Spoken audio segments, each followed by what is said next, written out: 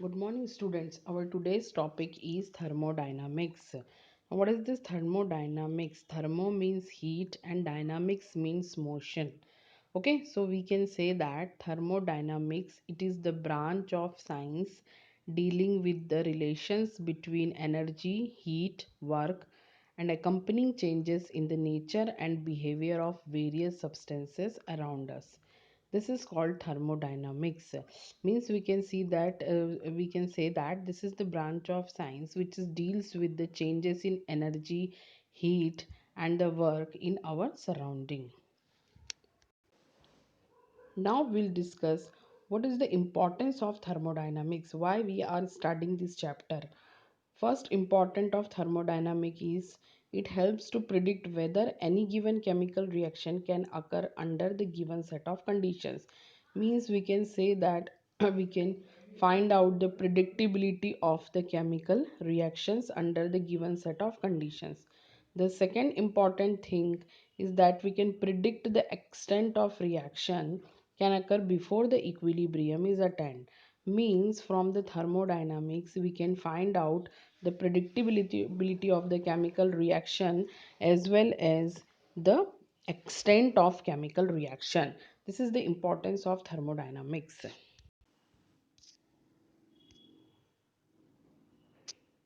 Now let us discuss some important thermodynamic terms from which we can study thermodynamics.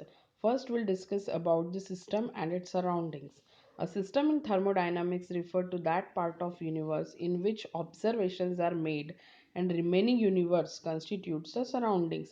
Means the part which is under investigation, the part which is under the observation is called the system, and the remaining part of the universe excluding the system is called its surrounding. Okay, so the surrounding includes everything other than the system. Now system and the surrounding together constitute this universe, so we can say that the universe is equal to the system plus surrounding. Here I would like to give one of the example. If we are studying the reaction between two substances A and B kept in a beaker, then the beaker containing the reaction mixture is the system and the room where the beaker is kept is called the surrounding.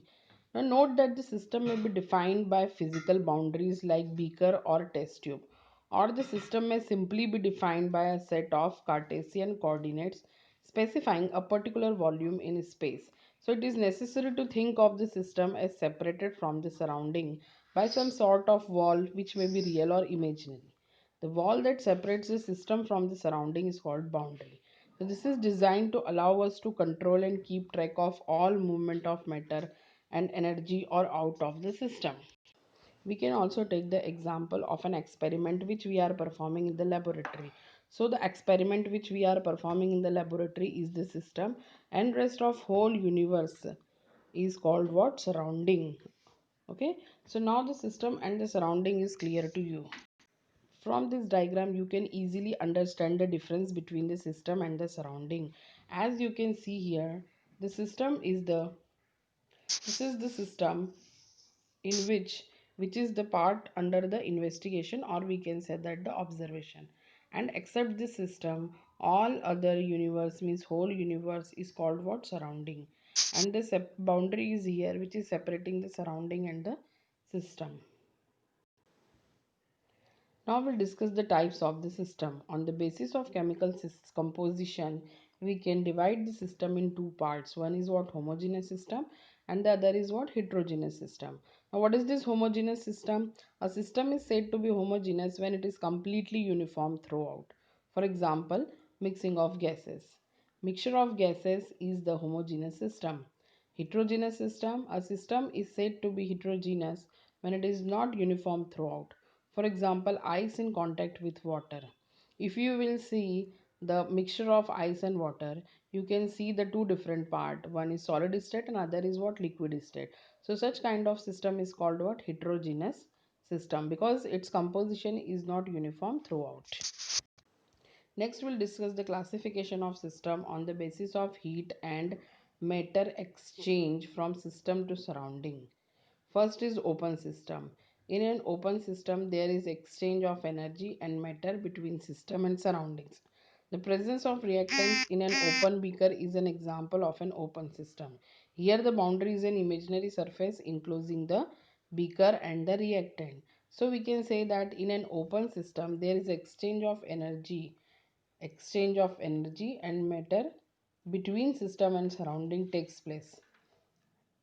For example, tea held in a cup is an open system. If you will see a cup of hot tea, you can observe the energy as well as the matter both are exchanging from the surrounding. So this type of system is called what? Open system. Now next is closed system. In a closed system, there is no exchange of matter but exchange of energy is possible between system and the surroundings. The presence of reactants in a closed vessel made of conducting material, copper or steel is an example of a closed system. So we can say that in closed system, a system which can exchange energy but there is no exchange of matter with the surrounding is called what? Closed system. For example, tea held in a closed metallic flask. Okay, so in a closed metallic flask only energy is exchanging from the surrounding but no matter is exchanging from the surrounding. So this kind of system is called what? Closed system. In an isolated system, there is no exchange of energy or matter between the system and the surroundings.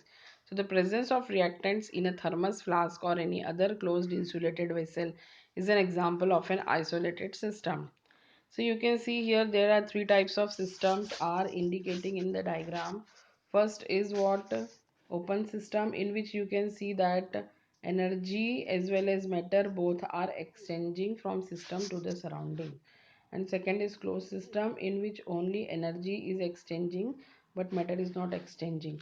But in an isolated system there is no exchange of energy or matter between the system of the surrounding. So we can say that in isolated system, a system which can exchange neither energy nor matter with surrounding is called an isolated system. For example, coffee in a thermos flask. In a thermos flask, we can observe from thermos flask there is no exchange of energy, there is no exchange of matter is taking place. So this type of system is called what? Isolated system. So here we have discussed about the different types of system like open system, closed system as well as the isolated system. Hope this all classification of system is clear to you and the system and surrounding is also clear to you. Now we'll discuss about the state of a system. The state of a system means the condition of the system which is described in terms of certain observable properties such as temperature, pressure, volume of the system. These all the properties like temperature, pressure, volume describe the state of a system and this is called the state of a system. Now state function or state variables is another term.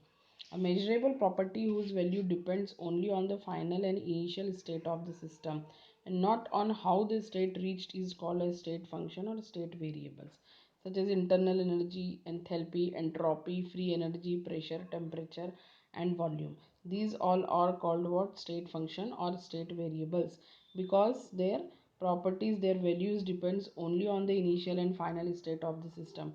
It is not dependent upon the how this state reached. Thank you and have a nice day.